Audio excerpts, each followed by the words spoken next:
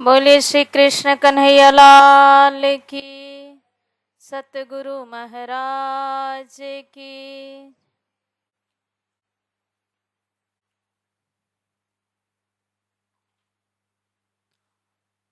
सहनाववतु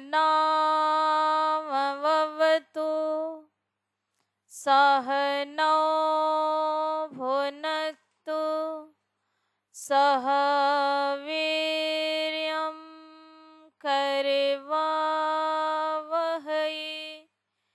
तेजस्विनावधीतमस्तु मा विद्विषावहै।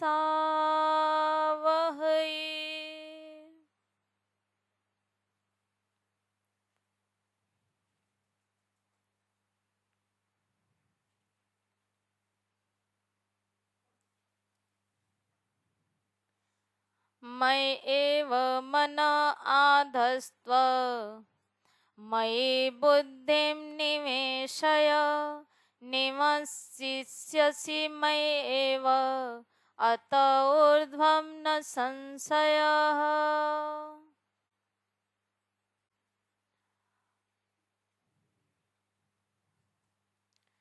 गीता प्रवचन में उपस्थित परम पूजनीय परम वंदनीय आदरणीय श्री गुरु जी के चरण कमल में प्रणाम करती हूँ। उपस्थित संपूर्ण साधक साधिका आप सभी को सादर प्रेम प्रणाम प्रणाम। भगवान श्री कृष्ण ने अर्जुन को व्यक्त और अव्यक्त, सोपाधिक और निरुपाधिक के विषय में किए गए अर्जुन के प्रश्न पर भगवान ने उन्हें बताया और पुनः सोपाधिक ब्रह्म के उपासक कहें अथवा भक्त कहें, वो भक्ति जब परमात्मा की करता है, संपूर्ण कर्मों को परमात्मा में समर्पण करके, मतपराह होकर के, एक परमात्मा का आश्रय लेकर के, एक उनका ही वरण करके और अनन्य भाव से परमात्मा का ही ध्यान चिंतन उपासना करता है, तो ऐसे भक्त को भगवान कहते हैं कि मृत्यु संसार रूपी सागर से ऐसा जो भक्त है, जो अपने मन को मेरे में आवेशित कर रखा है, मेरे में प्रवेश कर रखा है, ऐसे भक्त को मैं क्या करता हूँ, उद्धार करता हूँ, समुद्धरता, उसे उठा लेता हूँ इस संसार सागर से, इस भव सागर से उठा करके कहाँ रखता हूँ, उसे अपनी शरण में रखता हूँ। तो ऐसे मृत्यु रूपी संसार से जहां क्षण क्षण हम मर रहे हैं, जब अंतिम में व्यक्ति की श्वासें निकल जाती है तो कहते हैं हाँ फलाने मर गए, लेकिन वास्तव में देखें तो हम हर क्षण मर रहे हैं। हमारी बाल्य अवस्था मर गई, वो वापस नहीं आएगी। युवावस्था मर गई, वो वापस नहीं आएगी।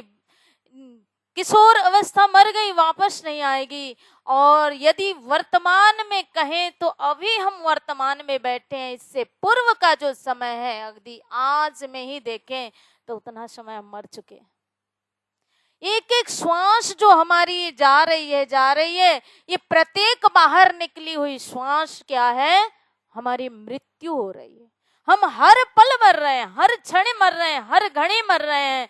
जब अंतिम में श्वास ही निकल जाती है तब लोगों को पता चलता है कि हाँ फलाने तो मर गए, चले गए, अथवा धाम गमन हो गया, अथवा स्वर्गवास हो गया, साकेत धाम गए, अनेक प्रकार से शब्द कहते हैं। लेकिन मृत्यु देखेंगे तो वो तो हर क्षण हो रही है। यदि ये समझ में आ जाए तो फिर तो भजन में, भक्ति में विलंब ही नहीं होगा। एक क्षण का है और हम तो पल पल मर रहे हैं, बाकी का जो हमारा समय है उसको भी ज्यादा नहीं कहा है, एक क्षण का ही कहा है।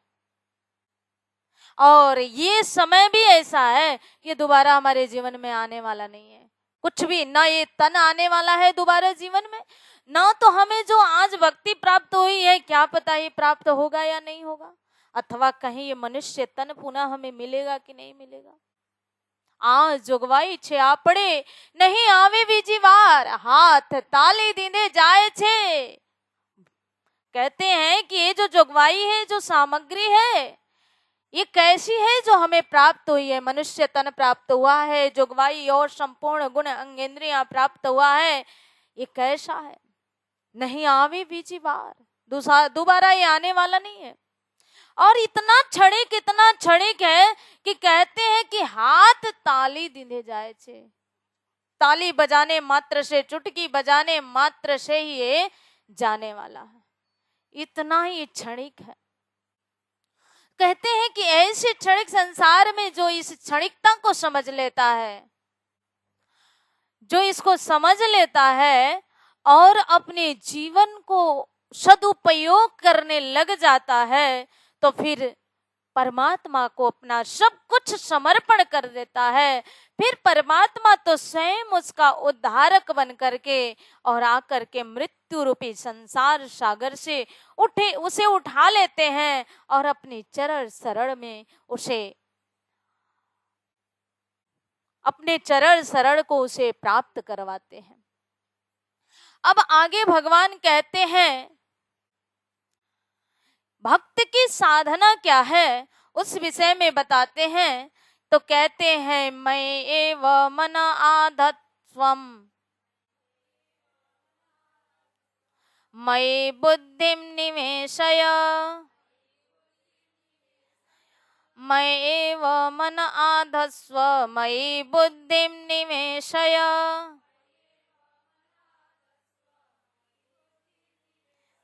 निवसिष्यसि मय्येव अत ऊर्ध्वं न संशयः।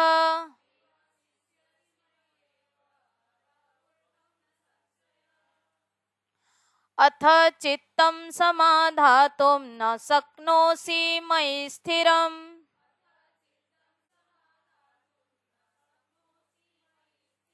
अभ्यासयोगेन ततो मामिच्छाप्तुं धनञ्जय।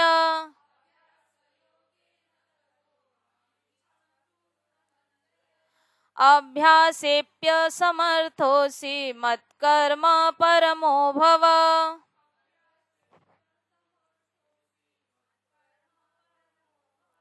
मदर्थमपि कर्माणि कुर्वन् सिद्धिमवाप्स्यसि।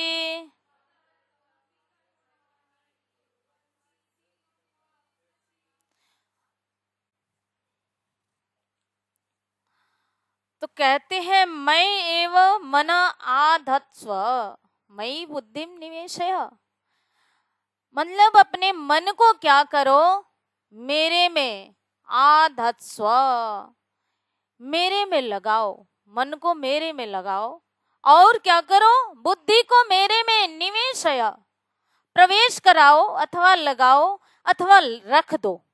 जैसे कोई एक बर्तन हो और उसमें हम सामग्री कुछ रहता है तो उठा के रख देते हैं, ऐसे ही क्या करो, अपने मन को, अपने बुद्धि को मेरे में उठा करके रख दो। और मन कितने हैं, 2 4 5 तो है नहीं, मन तो एक ही है। अब एक ही मन है जो कहाँ लगा देना है, भगवान में लगाना है, उनमें समर्पण करना है। और मन का तो कोई रूप है नहीं, कोई रंग तो है नहीं, कोई आकार तो है नहीं, आकार वाला तो मन है नहीं। तो अब ऐसे मन को ऐसा तो ये कहीं दिखाई तो हमें दे नहीं रहा है कि हमारा मन है, इसको उठाया और वहां लगाया। वो तो हमारे भीतर एकदम सूक्ष्म रूप में है, पर वो बहुत ही एकदम चंचल प्रवृत्ति का है। तो उस मन को क्या करना है, परमात्मा में लगाना है। परमात्मा में लगाने का मतलब परमात्मा से प्रेम करे, उनसे प्रेम करे। और बुद्धि को लगाना मतलब कि बुद्धि जड़ वस्तु का विवेचन छोड़ करके चेतन वस्तु का विवेचन करे, जड़ वस्तु का विवेचन छोड़ के परमात्मा का विवेचन करे। विचार तो हर कोई करता है, लेकिन विचार में विषय वस्तु क्या है। 6 महीना से विचार करते करते क्या विचार किया कि इसके सींग में अगर घुस जाए तो क्या होगा। वो विचार का परिणाम भी क्या हुआ, दुखद ही हुआ। तो विचार विचार विचारिए भेदे सकल संधान। विचार भी ऐसा विचार हो जो हमारे मन को प्रसन्न करे, हमारी बुद्धि को प्रसन्न करे, ऐसा विचार करे। तो बुद्धि को एक ऐसा चीज दे, एक ऐसा वस्तु पकड़ाए जिसपे वो विचार करे, क्योंकि बुद्धि का काम क्या है, विचार करना और उस पे निर्णय करना। तो वो उस पर निर्णय लेती है बुद्धि, तो वो एक स्वरूप में विचार करे। और बुद्धि तो बहुत ही महान है। प्राणनाथ जी ने बुद्धि को जगाते हुए कहा, अरे तू कोई साधारण बुद्धि नहीं है, तू तो बुद्धि में भी बुद्धि का अवतार है, जागृत बुद्धि है, स्वप्निक बुद्धि नहीं है। एते दिन त्रैलोक में होती जो बुद्ध सुपन, वो बुद्धि नहीं है तू तो बुद्धि में भी जागृत बुद्धि है। तू क्यों नहीं विचार करती है? जागृत करा रहे है ना, मतलब कि इधर का छोड़ करके और किधर लगना तो है उसे, कहीं ना कहीं निर्णय तो करना ही है, विवेचन तो करना ही है, मन को संकल्प विकल्प करना ही है, लेकिन वो ऐसे जगह में करे कि जिस संकल्प विकल्प से उसे परमात्मा की प्राप्ति हो जाती है, जिस चिंतन से उसे परमात्मा की प्राप्ति हो जाती है, ऐसा करे। तो मन को लगाने का मतलब परमात्मा में ही निवेश करे, परमात्मा का ही चिंतन करे, उसी विषय में बोले, उसी विषय में निर्णय करे, उसी विषय में चिंतन करे। कुछ भी बुद्धि जब निश्चय करती है, निर्धारण करती है, तो उसी में करे। व्यवसायत्मिका बुद्धि कहा। ये बुद्धि हमारी कैसी है? गीता जी के दूसरे अध्याय में व्यवसायत्मिका बुद्धि का मतलब निश्चय बुद्धि होना चाहिए।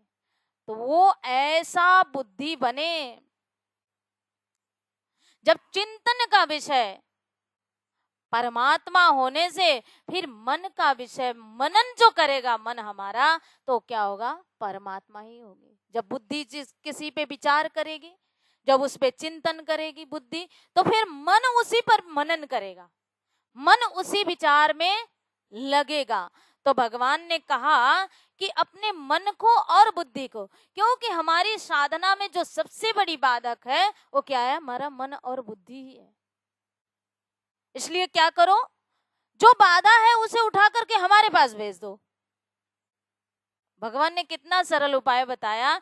हम अच्छी अच्छी वस्तुएं लोगों को देना चाहते हैं, भगवान कहते हैं जो सबसे ज्यादा तुम्हें बाधा बनती है ना, उसको क्या करो, मेरे शरण में लाके डाल दो, और फिर देखो हम तुम्हें क्या बना देते हैं। तो कहा कि अपने बुद्धि को, अपने मन को मेरे में आविष्ट करो। अब जिसने आविष्ट कर दिया है, जब उद्धव जी संदेश लेकर के आए गोपियों को और कहा कि निर्गुण भक्ति, निर्गुण ब्रह्म की उपासना करो, तो गोपियों ने क्या कहा?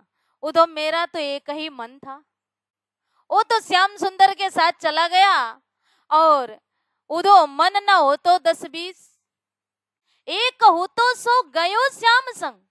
मेरा एक ही मन था जो श्याम के साथ चला गया। अगर 10-20 मन होते तो एक मन में आपके द्वारा बताए गए निर्गुण ब्रह्म, निराकार ब्रह्म में लगा देते।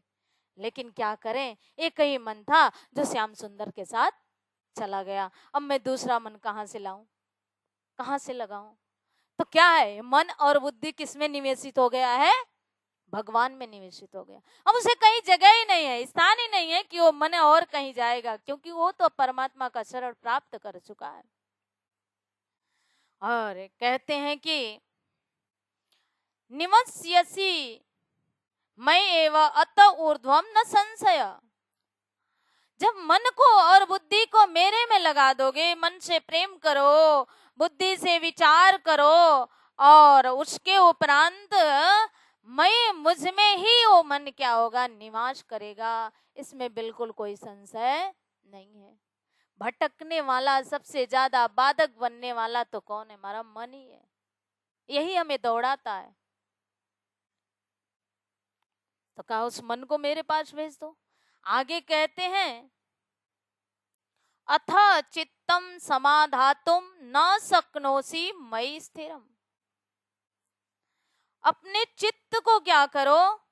मुझ में स्थिर कर दो।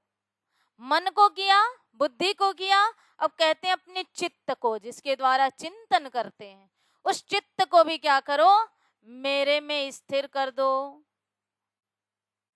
और यदि ऐसा में अपने चित्त को अथवा पहले कहे गए मन और बुद्धि को मेरे में न शकनोसी, वो स्थापना करने के लिए यदि समर्थ नहीं हो, मेरे में अपने मन बुद्धि और चित्त को समर्पित करने में, रखने में यदि समर्थ नहीं हो, तो फिर क्या करो, अभ्यास करो। क्यों समर्थ नहीं हो? क्योंकि मन तो बहुत बड़ा चंचल है। पहले ही अर्जुन ने प्रश्न किया कि चंचलम ही मन कृष्ण प्रमाथि बलभद्र, मन तो बहुत चंचल है, फिर इसे कैसे बस में लाया जा सके। यह मन कभी कुछ कहता है, कभी कुछ कहता है, इसे हम लगाना कहीं और चाहते हैं, लगता कहीं और है। तुलसीदास जी ने कहा कि मन कितना चंचल है, कबहू मन रंग तुरंग चढ़े, कबहू मन खेत, कबहू मन चाहत है धन को, कबहू त्रिया देख के चित्त चले, कबहू मन खेचत है बन को। मन हमारा कैसा है? कभी मन तुरंग चढ़े, हाथी पे चढ़ना पसंद करता है, हाथी पे चढ़ेंगे, मस्ती करेंगे, यहाँ जाएंगे वहां जाएंगे, घूमेंगे। कबहू मन रंग तुरंग चढ़े, उस पे चढ़ करके आनंद लेता है। कभी चाहता है कि अरे इतना क्यों, थोड़ा धन चाहिए, धन की प्राप्ति के लिए ये लगना चाहता है। और कभी सुंदर रूपवान स्त्री को देखा तो मन उधर आकर्षित हो गया, और कभी मन में वैराग्य आ गया ऑटोमेटिक, तो कहता है कि अरे ये सब छोड़ो, ये सब जवाल है, ये सब क्या करना है, ये किसके काम के आता है, चलो वन में चलते हैं, भक्ति करते हैं। मन कैसा है? ऐसा है, कभी हमें किधर ले जाता है, कभी किधर ले जाता है। और हम कठपुतली की तरह, जब हमारा मन एकाग्र नहीं है, अभ्यास नहीं है उसको एकाग्र कर, मन जिधर कहता है हम भी कठपुतली की तरह उधर ही नाचते हैं, उधर ही चलते हैं। तो मन को एक जब सही दिशा मिलेगा, जब मन जागृत होगा, तो फिर यही मन अभी कभी बन जाने के लिए कह रहा है, कभी धन चाहता है, कभी तुरंग चाहता है। बस इस मन को थोड़ा सा लगाम, जो कहा कि ये मन का लगाम कौन है? बुद्धि है। जब बुद्धि विवेकी बन जाएगी तो मन को ये अपने अंडर में रखेगी। मन संकल्प करेगा, विकल्प करेगा, लेकिन वो सही दिशा में करेगा, क्योंकि संकल्प विकल्प करना तो इसका गुण है, इसलिए वो सही दिशा में करेगा। और मन बहुत अच्छा है, अगर मन ही ना हो तो हम कुछ नहीं कर सकते हैं। मन तो होना ही चाहिए, क्योंकि भक्ति में भी लगने के लिए मन ही लगना पड़ता है। पर इसका जो स्वभाव है वो कैसा है? चाक चकरड़ा कहा ना प्राणनाथ जी ने गुण फिरावे के प्रकरण में, कि जैसे वो बर्तन बनाने वाला जो कुम्हार है, वो जो बर्तन बनाता है वो चाक कैसे नाचता रहता, नाचता रहता। मन भी मेरा ऐसा ही है, लेकिन वैसे मन को भी प्राणनाथ जी ने ऐसे जगाया कि वो मन कहता है कि अब देखिए, निध लईने दऊं तत् छिना, मैं वो निधि जो आप चाहते हो ना, सदगुरु रूपी निधि, वो धन जो उन्होंने 34 वर्ष तक जिस्तारतम ज्ञान का प्रचार प्रसार किया, जो दिव्य परम धाम रूपी खजाना दिया, वो सब चीज ला करके मैं तुरंत ही प्रदान कर देता हूं। फिर तो आप कहोगे कि सभी गुणों में सिरदार गुण है कौन? ये मन जागृत हो गया। इसलिए इसको सही दिशा देना है, मन को हटाया नहीं जा सकता है, सही दिशा देना है। और जब ये मन कभी सही दिशा पा गया तो यही मन कहता है, जो मोहे न पहचान ही तिनको सदा सताऊं, लाख 84 डाल के जन्म जन्म भरमाऊं। जो मोहे पहचान ही तिनका हूं मैं दास, अपने कंधे बैठाए के पहुंचाऊं पे उपास। कौन कहता है? मन ही कहता है। एक जो मन जगा नहीं है वो कहता है कि मैं उसको 84 में डाल दूंगा। वही मन जब जागृत हो गया कहता है मैं अपने कंधे बैठाए के पहुंचाऊं पे उपास। क्यों? वो मन अब रमण करेगा, चिंतन करेगा, किसमें?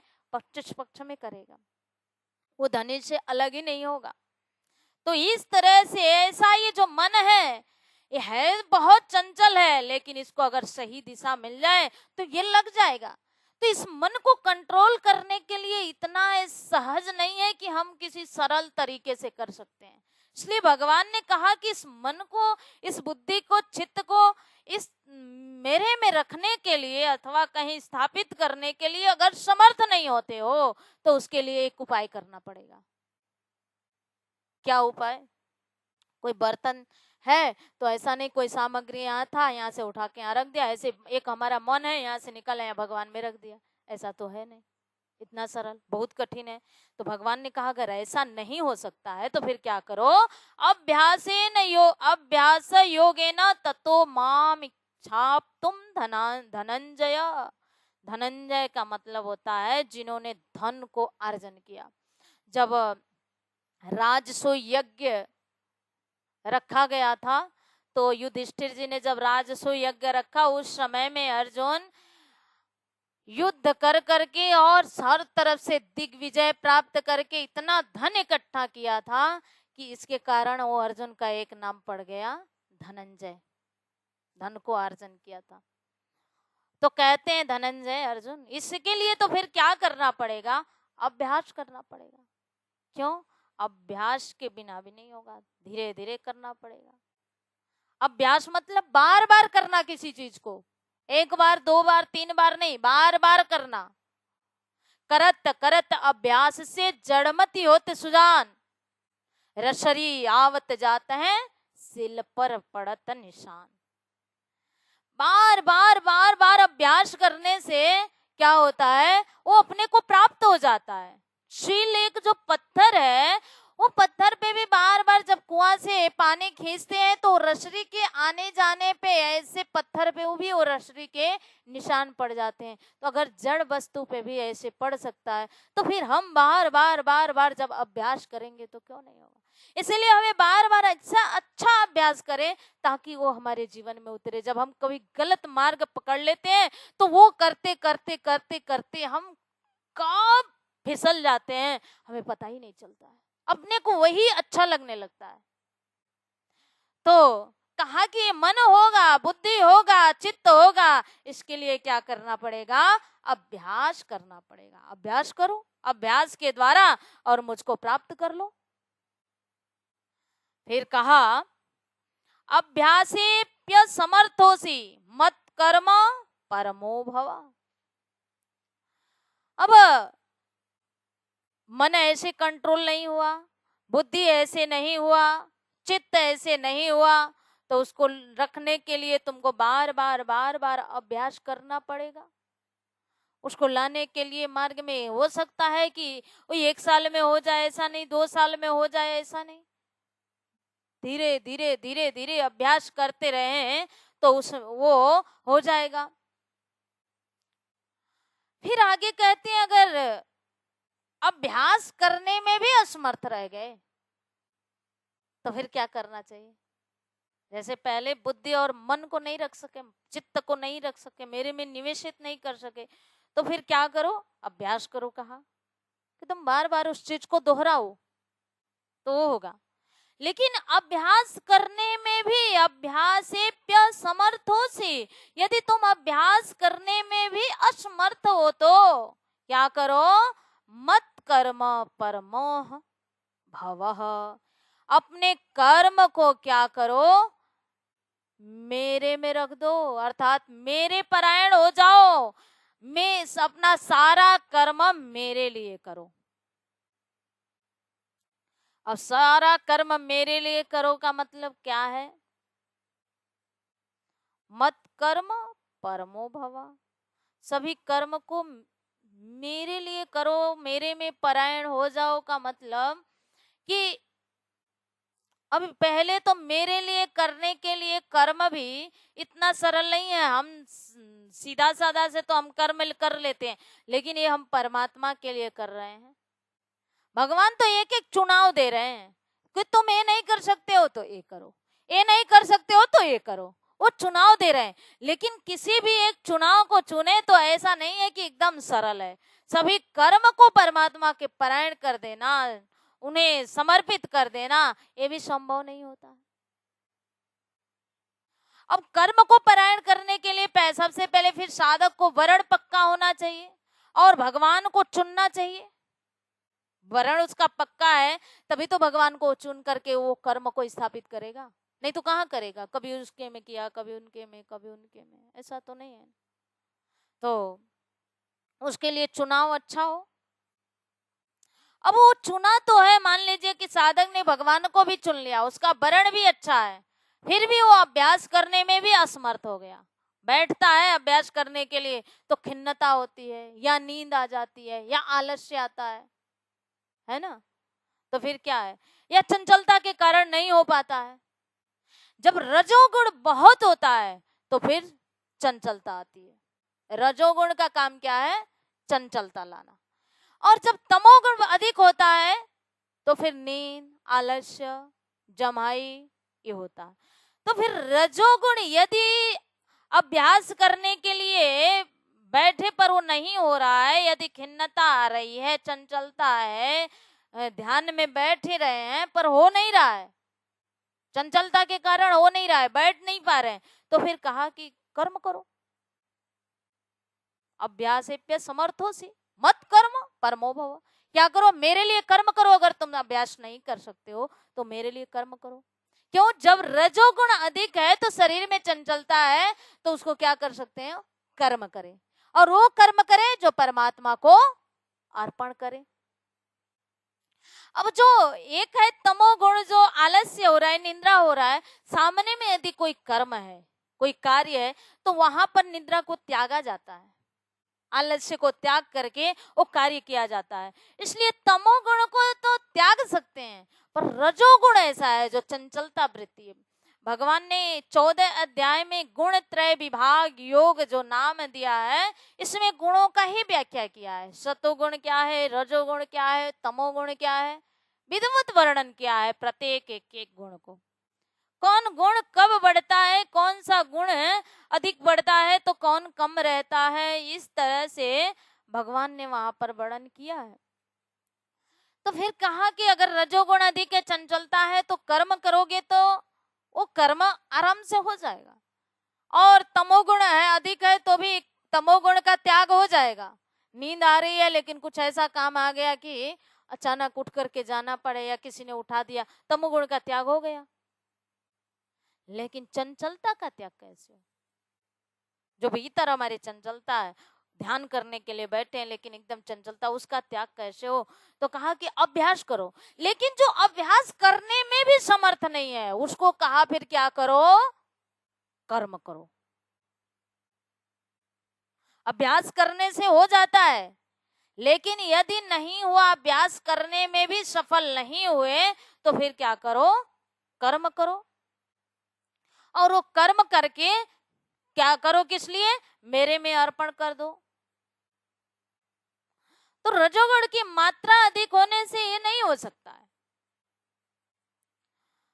पर कर्म करो तो कैसा? मेरे को अर्पण करके करो। मदर्थमपि कर्माणि, सभी कर्म क्या करो? मेरे को अर्पण करोगे। कुर्वन् सिद्धि मवाप्स्यसि, मेरे निमित्त कर्म करो, कि मतलब जो कुछ भी कर रहा हूं परमात्मा को संकल्प करो, परमात्मा के लिए कर्म करो।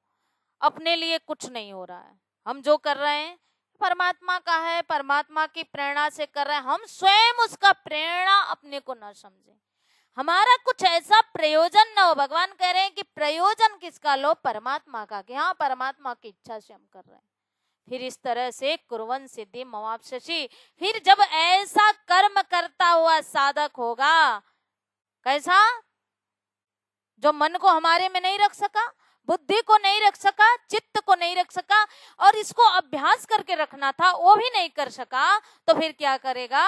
वो कर्म करेगा, और वो कर्म को मेरे में रखेगा, तो फिर वो भी मुझे ही प्राप्त होगा, क्योंकि कर्म को सारा किस में रख दिया? परमात्मा में रख दिया, तो वो भी मेरे को ही प्राप्त होगा। अब कर्म करने के बाद की साधना में भगवान कर्म तो कर लिया, भगवान ने कहा कि मदर्थमपि कर्माणि, अच्छे तरह से कर्म करो और कर्म मेरे लिए करो। मेरे में परायण होकर के करो। अब कर्म कर लिया, अब वो कर्म करना कैसे है? कर्म तो किए, लेकिन अब वो कर्म कैसे करना है? तो भगवान कहते हैं कि कर्मों के फल का त्याग करके करना। कर्म तो किया, लेकिन ऐसा नहीं कि उसके फल की आकांक्षा रख करके।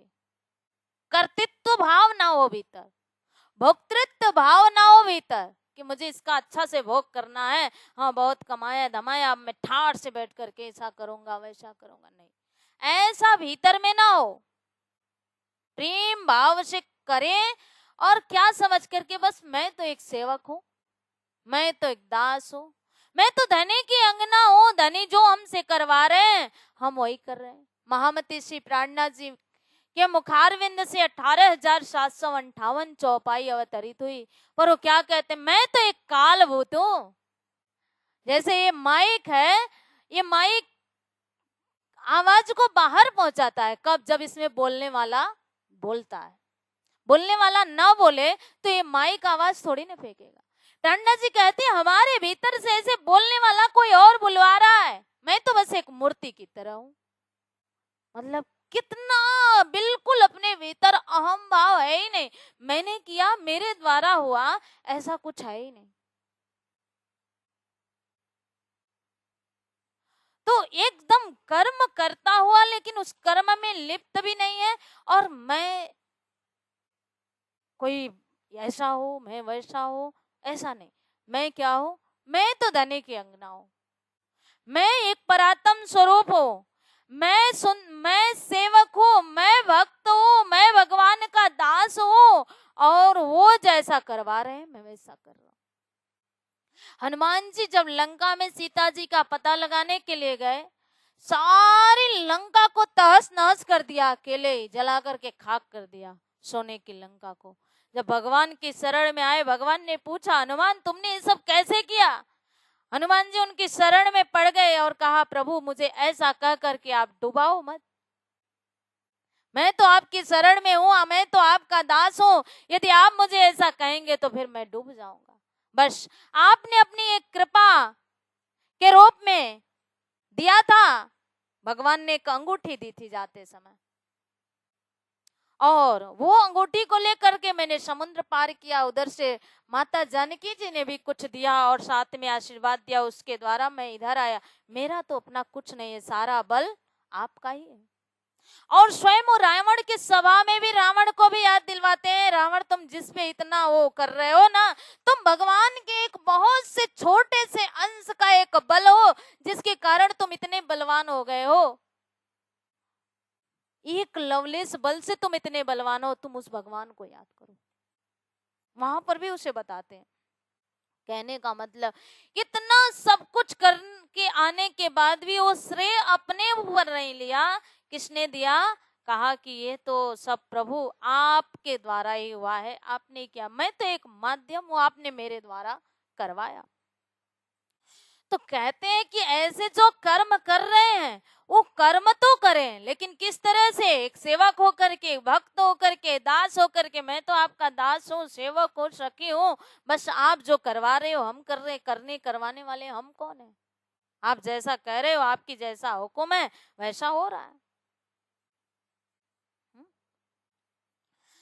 अथै तदप्य शक्तोषि कर्तुम मध्यो गमाश्रितः सर्व कर्म फल त्यागम ततः कुरु यतात्मवान। अब कह रहे हैं कि जो कर्म किए तो वो कर्म करने के बाद हमारी साधना कैसी होनी चाहिए, एक साधक की साधना कैसी होनी चाहिए कि यदि भगवान कहते हैं कि मध्यो गमाश्रित, मेरी प्राप्ति के लिए अगर मेरे में आश्रित होकर के कर्म करता है, आश्रित मतलब मेरे में आश्रित होकर के एक साधक जो साधना कर रहा है, और वो साधना करने में भी क्या हुआ? असमर्थ है, उससे हुआ नहीं, तो फिर वो क्या करे? कर्म करे। और वो कर्म को कैसे करे? सर्व कर्म फल त्यागम, सभी कर्म का जो फल है ना, वो फल का त्याग करे। अब ये बहुत बड़ी बात है। भगवान ने तो एक चुनाव रखते रखते यहाँ लास्ट चुनाव दे रहे हैं कि अगर तुम ये नहीं कर सकते हो ये करो, ये नहीं कर सकते हो ये करो, लेकिन सर्व कर्म फल त्यागम, कर्म करो और फल का त्याग करो। कितना मुश्किल है। 1 महीना ड्यूटी किया और जब वेतन लेने का टाइम आया तो बोला कि नहीं, हमें तो वेतन नहीं चाहिए, हम इसका त्याग करते हैं। खेती में फसल लगाया, फसल पक गया, अब काटने का टाइम हुआ, नहीं हम इसका त्याग करते हैं। बताइए तो कैसे होगा। सर्व कर्म फल त्याग। तो कहा इसे त्याग की बात नहीं है। त्याग की बात मतलब बुद्धि से त्याग की बात होनी चाहिए। अब फल ही नहीं लेके आएंगे, हमने तो सारा त्याग कर दिया, मुझे जरूरत नहीं। तो फिर कहा कि ऐसे त्याग की बात नहीं कर रहे हैं। फल की त्याग का मतलब है वास्तव में त्याग होता है कि फल में फल बुद्धि ना हो। कर्म किया और कर्म का जो फल है उस फल में फल बुद्धि ना हो, उसको हटाएं, उसको प्रसाद के रूप में ग्रहण करें कि ये तो बस परमात्मा का दिया हुआ प्रसाद है, हम उसको ग्रहण कर रहे। क्यों? क्योंकि हमने किया भी नहीं है, परमात्मा ने करवाया था सो हमने किया। जब हम एक सेवक हैं तो सेवक होकर के सेवक का मालिक के धन पे तो अधिकार नहीं है ना। अब मालिक ने जो दे दिया वो उसमें खुशी होकर के उसे अर्जन करता है। तो ऐसे ही जब हम सेवक बन गए, जब साधक एक सेवक बन गया तो सेवक बना साधक ने कर्म किया और कर्म से जो फल की प्राप्ति हुई तो उसको क्या समझ करके वो ग्रहण करता है कि प्रभु का दिया हुआ प्रसाद है। तो प्रभु का दिया हुआ जब प्रसाद समझ करके उसकी बुद्धि उसको सिद्ध कर लेगी तो उसमें उसका अपना कुछ नहीं हुआ, उसने अपना कुछ प्रयोजन भी नहीं किया था, अपना कुछ भी भगवान के इच्छा से कर रहा है, भगवान ने उसे प्रवृत्त किया इसलिए वो कर रहा है। वो कर्म में प्रवृत्त जो हो रहा है ना वो उनकी प्रेरणा से ही हो रहा है। ईश्वर की परमात्मा के प्रयोजन से ही कर्म में प्रवृत्त हो रहा है और उसके बाद जब उनके प्रेरणा से वो कर्म में गया तो अब जो उससे प्राप्त हुआ तो फिर वो किस भाव से उसे ग्रहण करे, प्रसाद भाव से ग्रहण करे। हाँ, परिश्रम परमात्मा ने 1 महीना करवाया, उनकी इच्छा से उन्होंने करवाया, अब प्रसाद भाव से उसको ग्रहण करें। तो कहा कि इस तरह से सर्व कर्म फल त्याग, सभी कर्म के फल को त्याग करें, स्वार्थ रहित कर्म करें। क्योंकि जब स्वार्थ होता है तो भी परमात्मा को अर्पण नहीं हो सकता है ना कर्म। स्वार्थ को त्याग करके परमात्मा को आश्रय बना करके और निष्काम भाव से कर्म करें।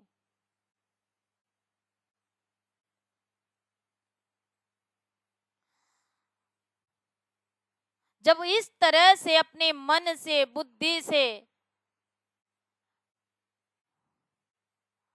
उसने क्या किया, कर्म किया और कर्म के फल का त्याग किया। तो जब इस तरह से कर्म का असमर्थ था, अन्य कार्यों में जो वो असमर्थ था, अभी तक जो उससे नहीं हो रहा था, तो भगवान ने उसको ये अन्य उपाय बताया कि इस तरह से तुम करो। तो दुनिया में तो लोग कर्म का त्याग करते हैं पर कर्म के फल का त्याग होना मुश्किल हो जाता है। भगवान ने कहा कर्म का त्याग मत करो, कर्म के फल का त्याग करो, अर्थात उस फल में फल बुद्धि न रख करके प्रसाद बुद्धि रख करके और उसे ग्रहण करो। फिर तो वो प्रसाद है, परमात्मा का दिया हुआ प्रसाद है, इस तरह से उसमें ग्रहण करो। अब सभी कर्मों में फल का त्याग तो कर दिया, अगर ऐसा हुआ तो आगे भगवान कहते हैं कि एक अलग ही प्रसंग में बता रहे हैं कि यहाँ तक तो क्या क्या जैसे मन को मेरे में लगाओ, बुद्धि को मेरे में लगाओ, चित्त को मेरे में लगाओ, अगर ये नहीं लगता है तो अभ्यास करो। यदि अभ्यास करने में भी समर्थ नहीं हो तो फिर क्या करो, कर्म करो। और कर्म करने के बाद भी कर्म के फल में आसक्त मत हो, कर्म के फल को क्या करो, त्याग करो। किस भाव से? प्रसाद बुद्धि से उसे ग्रहण करो, फल बुद्धि से उसका त्याग करो। उसमें कर्तृत्व ना हो कि मैंने किया है, और जब कर्तृत्व नहीं होगा तो भोक्तृत्व भी नहीं होगा, भोग करने की उसकी इच्छा भी नहीं होगी। तो और जब वो देंगे तो प्रसाद रूप में जो हम ग्रहण करते हैं उसमें इस तरह से भोग भाव नहीं होता है, क्योंकि ये तो प्रसाद है ना। प्रसाद में कितना ज्यादा भोग भाव होता है? नहीं होता। प्रसाद जिस तरह से लेते हैं और ग्रहण करते हैं, ऐसे ये दिया हुआ उनका प्रसाद है। अब आगे कहते हैं भगवान, श्रेयो हि ज्ञानम अभ्यासात् ज्ञानाद् ध्यानम विशिष्यते।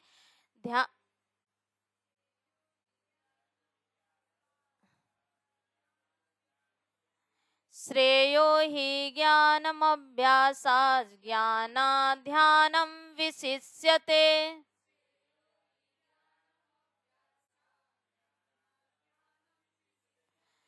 ध्यानात् कर्म फल त्यागात् शान्तिरनन्तरम्।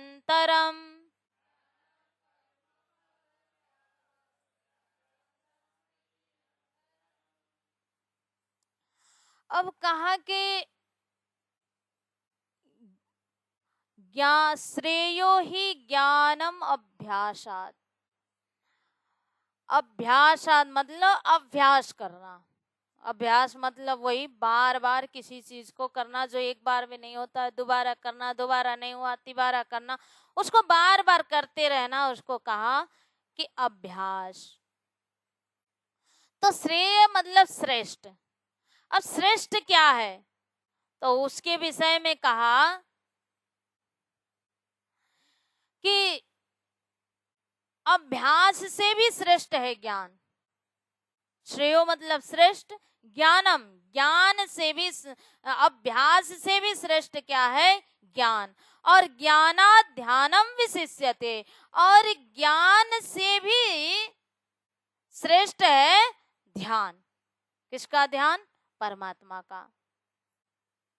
अब अभी तक लगता था कि अभी तो पहले बोले कि कर्म फल का त्याग करने के लिए, कर्म फल का त्याग करने के लिए, एक के बाद एक लास्ट में भगवान ने बताया कि तुम ऐसा नहीं कर सकते हो तो कर्म करो, कर्म के फल का त्याग करो। लेकिन अब यहाँ कह रहे हैं कि सबसे श्रेष्ठ क्या है? तो ज्ञान से भी अभ्यास जो कर रहे थे, अभ्यास से ज्ञान श्रेष्ठ है, और ज्ञान से भी ध्यान श्रेष्ठ है। ध्यान मतलब, ध्यान का अर्थ होता है किसी जगह में एकदम केंद्रित करना, उसके सिवाय कुछ ना देखना, अपने मन को बुद्धि को एकदम एकाकार करना। तो अब ध्यान कर रहे हैं तो स्वरूप का ध्यान करना, परम धाम का ध्यान करना, परात्म का ध्यान करना, जो भी ध्यान कर रहे हैं केंद्रित करना, स्वरूप का ध्यान करना। तो कहा कि ज्ञान से भी श्रेष्ठ क्या है? ध्यान है। और ध्यान से भी श्रेष्ठ क्या है? ध्यान से भी सभी कर्म जो कर रहे हैं, कर्म के फल का त्याग श्रेष्ठ है। कैसे? क्योंकि ये बहुत मुश्किल है फल का त्याग करना। कर्म करना मुश्किल नहीं है, लेकिन कर्म करके उस कर्म के फल का त्याग करना मुश्किल है। उसको पढ़ना, समझना और बोलना जैसा सरल है, वैसा ही जीवन में प्रैक्टिकल होना बहुत कठिन है। तो कहा कि इनसे भी, ज्ञान से भी श्रेष्ठ ध्यान, ध्यान से भी श्रेष्ठ जो कर्म का फल का त्याग है ना, ये बहुत श्रेष्ठ है, क्योंकि ये होता नहीं। कहीं ना हम भक्ति भी करते हैं तो वहां भी हम किसी फल की कांक्षा रखते हैं, हम किसी चीज की चाहना करते हैं। भगवान की भक्ति किया तो फिर क्या है, वेतन के रूप में हम क्या चाहते हैं? भगवान हमें ऐसा धन दे दो, ये दे दो, गाड़ी दे दो, घोड़ा दे दो। मतलब भगवान को नहीं चाहते, भगवान से चाहते हैं। तो फल के वहां पर भक्ति में भी फल की कामना हो जाती है। जब भक्ति कर रहे हैं वहां पर भी उनसे कुछ पाने की इच्छा हो जाती है कि हमने भक्ति किया, इतना पाठ किया, पूजा किया, तो फल के रूप में क्या चाहते हैं?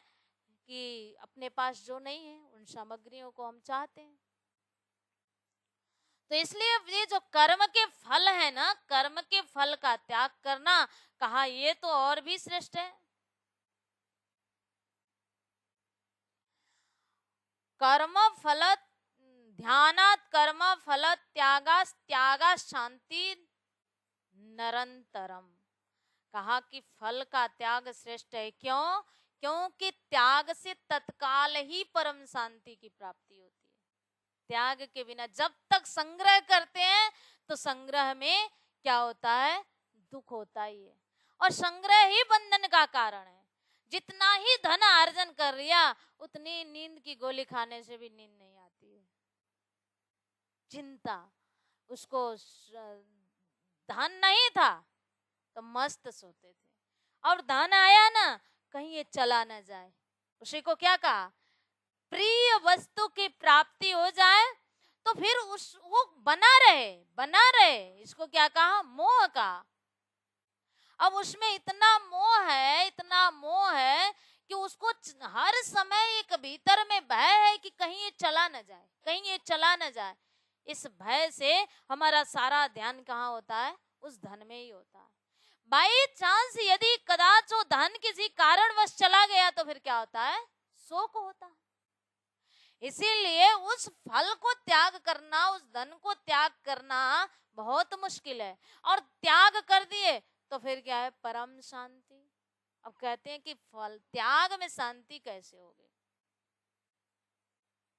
क्योंकि त्याग करने के लिए कह रहे हैं तो वास्तविक त्याग क्या है? उसका भोक्तृत्व का त्याग करना है, कर्तृत्व का त्याग करना, मतलब मैंने नहीं किया है। इस तरह का जब त्याग कर रहे हैं तो फिर प्रसाद रूप में तो हम ग्रहण कर ही रहे हैं, पर उसके फल रूप में हमारी कोई इच्छा नहीं है, कामना नहीं है, फिर भी वो त्याग नहीं हो रहा है। तो कहा कि अगर जो त्याग कर देता है ना तो उसे तो तुरंत ही परम शांति होती है। क्योंकि बंधन का कारण वही बनता है। अब वो बंधन से क्या हुआ? निवृत्त हो गया, बंधन से वो अलग हो गया। तो बंधन का जो हेतु है वो क्या है? कर्म में आसक्त होना। जितना ही आसक्त होते हैं उतना ही मोहग्रस्त होते हैं, और मोहग्रस्त होंगे तो फिर भय हुआ तो फिर अगर चला गया तो फिर शोक। एक के बाद एक एकदम ये सब लिपटा हुआ है, लगा हुआ है। तो वैसे भी गुरुजी एक दृष्टांत देते रहते हैं कि सुख वास्तव में संग्रह में नहीं है, सुख त्याग में है। कैसे? एक बार दो दोस्त कहीं निकले तीर्थ में, और तीर्थ में निकले जा रहे हैं। एक बिल्कुल 1 रुपए भी उसके पास नहीं है, मतलब जेब ही नहीं है, इतना त्यागी। और दूसरा एकदम संग्रही, बस हर चीज जो मिलते उसे संग्रह करके रखने की आदत। दोनों जा रहे हैं, जाते जाते अब वो अपने संग्रह की महिमा गा रहा है, और ये कहता है कि देखो भाई, सुख तो सच कहो तो त्याग में ही है। वो कहता है ऐसा तो नहीं है, संग्रह में देखो मैं कितना मस्त हूँ, एकदम जी रहा हूँ, किसी चीज की कमी नहीं है, सब सुख ऐश्वर्य भरा हुआ है। वो बोलता है मैंने त्याग किया है तो मुझे कमी क्या है? मेरे पास भी तो कुछ नहीं। चलते गए रास्ते में नदी आई, अब नदी पार करना है। पूछा नदी नाविक से कितना पैसे लगेगा? उसने कहा कि 1 रुपए लगेगा। तो बोला दो भाई। बोला मेरे पास तो है ही नहीं। बोला अच्छा। उसके बाद इसने भी, जो संग्रह करने वाला था, इसने भी क्या किया? अपना भी 1 रुपए, उसका भी 1 रुपए वो नाविक को दिया। नाव में बैठे और अब चल रहे हैं। तो कहा कि भाई अब तो मान गए ना कि संग्रह में सुख है? कहा नहीं। कहा कैसे? अभी भी तुम्हें विश्वास नहीं है? अगर मेरे पास 2 रुपए नहीं होते तो तुम्हें नदी पार करते? कहा अरे भाई, तुम 2 रुपए से नदी पार नहीं किए, तुमने 2 रुपए का त्याग किया है तब नदी को पार किया है। अगर तुम त्याग नहीं करते 2 रुपए का तो नदी को पार नहीं करते। इसलिए सुख तो त्याग में है, संग्रह में नहीं है। तो परम शांति और निर्भय होकर के अब 1 लाख रुपए लेके अगर हमें कहीं जाना हो तो बार बार हमारा ध्यान तो जेब पे ही जाएगा ना, नींद भी आराम हो जाएगी। और जेब में कुछ नहीं है तो मस्त सो के जाएंगे। तो ये त्याग करना ही बहुत कठिन है। तो कहा कि अगर कोई त्याग कर देता है तो ज्ञान से भी श्रेष्ठ है, ध्यान से भी श्रेष्ठ है क्या? कर्म के फल का त्याग करना। कर्म को त्याग करना श्रेष्ठ नहीं कहा है, क्योंकि कर्म तो करना ही है, भगवत बुद्धि से, भगवत भाव से कर्म करना ही है। कर्म के फल का त्याग करना है, जिससे क्या होगा? बंधन की निवृत्ति हो जाएगी। बंधन का कारण क्या है? कर्म ही तो बांधता है हमें, कर्म ही बांधता है, और खोलेगा भी तो कर्म ही खोलेगा। जैसे कांटा को निकालने के लिए कांटा ही चाहिए, गुरुजी बोलते रहते हैं, इसे कर्म से निकलने के लिए कर्म ही चाहिए। इस सांसारिक कर्म से हट करके अध्यात्म की तरफ लग जाए। तो कहा कि ये तत्काल ही शांति देने वाला है क्या? कर्म के फल का त्याग। अब आगे कहते हैं, अद्वेष्टा सर्वभूतानां मैत्रः करुण एव च निर्ममो निरहंकारः सम दुःख सुखः क्षमे संतुष्ट सततम योगी यतात्मा दृढ़ निश्चय मय अर्पित मनोर्बुद्धिर यो मद्भक्तः समय प्रियः। अब यहाँ तक भगवान ने बताया कि एक भक्त कैसा होना चाहिए, और भक्त कहिए, साधक कहिए, उसको कैसा होना चाहिए, किस तरह से उसे आगे लगना चाहिए, निकलना चाहिए। एक में नहीं तो दूसरा, दूसरा में नहीं तो तीसरा। लगे रहो, कुछ तो करो, लगे रहो नदिया के किनारे, कभी तो लहरें आएगी। लगे रहो, अगर छोड़ दिए तो कुछ भी हासिल होने वाला नहीं है। लगे रहे, लगे रहे, धीरे धीरे, अभ्यास अभ्यास। अब कहते हैं आगे कि अद्वेष्टा सर्वभूतानां मैत्र करुण एव च निर्ममो निरहंकार सम दुःख सुख क्षमे। अद्वेष्टा मतलब द्वेष भाव से रहित, जिसमें कोई द्वेष ना हो। अब द्वेष किससे ना हो? सर्वभूतानां, अपने घर में, परिवार में तो द्वेष नहीं होता है, प्रेम है। पर यहाँ कहा कि बस उसमें नहीं, सर्वभूतानां, सभी भूतों में, चाहे वो कोई भी प्राणी हो, सभी भूतों से में क्या हो? द्वेष रहित हो। पहले ही कहा था कि संग वर्जित निर्वैरः, किसी से संग भी ना हो और किसी से बैर भी ना हो। संग ना हो मतलब राग ना हो, और किसी से बैर भी ना हो। अब वो बैर है तो द्वेष होगा, बैर नहीं है तो द्वेष नहीं होगा। तो यहाँ कहा कि द्वेष नहीं होना चाहिए, मतलब बैर नहीं है तो द्वेष नहीं होगा। तो किससे नहीं होना चाहिए? सर्वभूतानाम, किसी भी प्राणियों से भी वैर नहीं होना चाहिए। कैसा भाव होना चाहिए? मैत्र करुण एव च, मैत्री भाव मतलब स्नेह का भाव होना चाहिए, करुणा होना चाहिए, दया होना चाहिए। और सबके साथ तो मैत्री नहीं हो सकती है, सबके साथ तो करुणा नहीं हो सकता। योग दर्शन में कहा कि मैत्री करुणा मुदितोपेक्षाणाम सुख दुख पुण्य पुण्य विषयाणाम।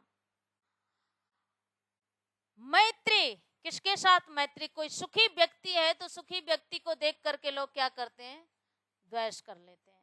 देखो वो कितना सुखी है, द्वेष हो जाता है ना लोगों को। वो अपना नहीं है, उसका उसको ज्यादा गम नहीं है, सामने वाले को हुआ कैसे, उसका उसको ज्यादा मुश्किल हो गया।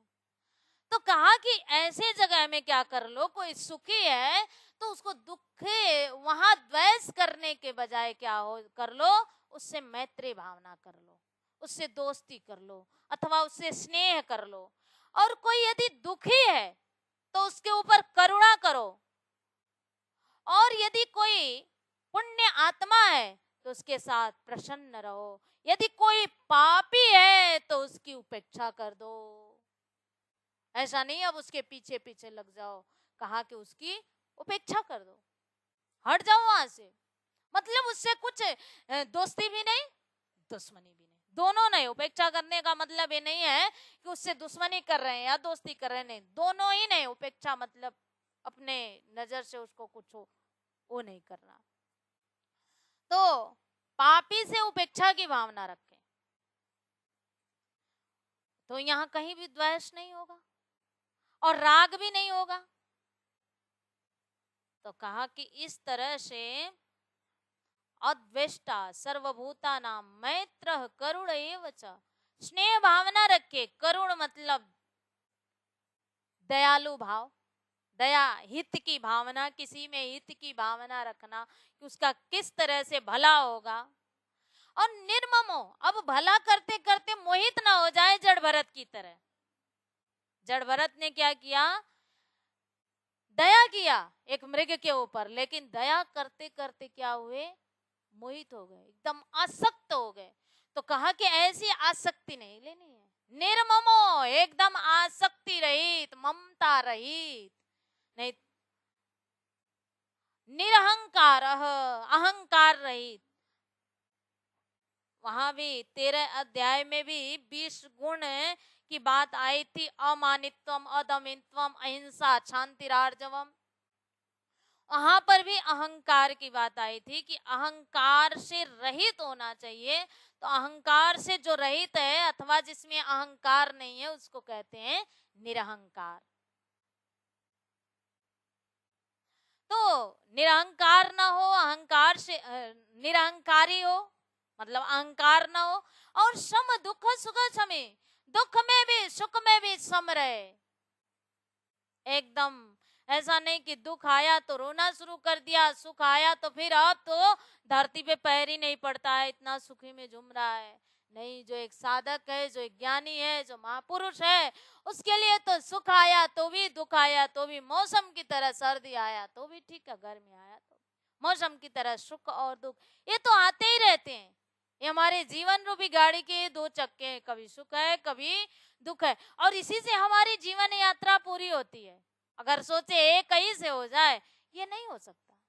हमारी जो ये जीवन की यात्रा है ये सुख और दुख रूपी चक्के से ही होती है। तो कभी सुख आता है कभी दुख आता है। तो कहा दोनों में सम रहना है, एकदम दोनों ही अपने को व्यथित न करे। सुख आए तो भी दुख आए तो भी अपने को ऐसा व्यथित न कर पाए, दोनों में प्रसन्न रहे। संतुष्ट सततम योगी यतात्मा दृढ़ निश्चय, मई अर्पित मनोबुद्धि यो मद भक्त समे प्रिय। और कैसा रहना है, संतुष्टि पूर्वक रहना है। कैसा संतुष्टि, सततम निरंतर होना चाहिए। आगे अब भगवान इस तरह से भी, एक योगी जो भक्त है वो कैसा भक्त मेरे को प्रिय है, तो कहते हैं कि जो सभी भूतों पर द्वेष रहित है, मैत्री है, करुणावान है, ममता रहित है और निरंकार है, सुख और दुख उसका कुछ भी बिगाड़ नहीं सकते, ऐसा भक्त। और आगे जो 14 में बता रहे हैं, संतुष्ट है, कैसा, सततम है, दृढ़ निश्चय है उसके अंदर, और अपने मन और बुद्धि को क्या किया है, भगवान में अर्पण कर रखा है, भगवान में मवेश कर रखा है। ऐसा भक्त जो है वो मुझे बहुत प्रिय है। अभी समय भी पूरा हो गया है, कल हम दोबारा एक बार 13 और 14 को देख करके आगे बढ़ेंगे। तो अभी को हम यहीं पर समाप्त करते हैं। बोले श्री कृष्ण कन्हैया लाल की, सतगुरु महाराज की प्रणाम।